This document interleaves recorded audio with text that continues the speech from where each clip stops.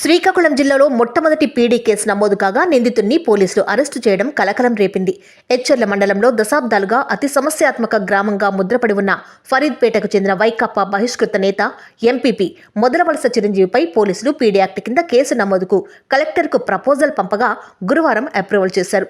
దీంతో విజయవాడలో ఆయనను అరెస్టు చేసి శ్రీకాకుళం తీసుకొచ్చారు. ఆయనపై ఇప్పటివరకు 14 కేసులు నమోదు కాగా గత 2 సంవత్సరాలుగా ఆయన నడవడికను నిశితంగా గమనిస్తున్న పోలీసులు ఈ చర్యలు తీసుకున్నారు. 354, 307 సెక్షన్ల కింద అధికారులను బెదిరించడం, హత్యాయత్నానికి పాల్పడడంతో పాటు శాంతి భద్రతలకు విఘాతం కల్పించడం వంటి వాటిపై చిరంజీవిపై కేసులు నమోదయ్యాయి. గత జూలై 10వ తేదీన ఆయన అనుచరుడు నడి రోడ్డుపై హత్యకు గురి కావడం గ్రామంలో ఉద్రిక్తతకు దారితీసింది. ఈ నేపథ్యంలో గ్రామంలో పికెటింగ్ పెట్టిన పోలీసులు ఇరు వర్గాల వారిపై నిఘాను పెంచారు.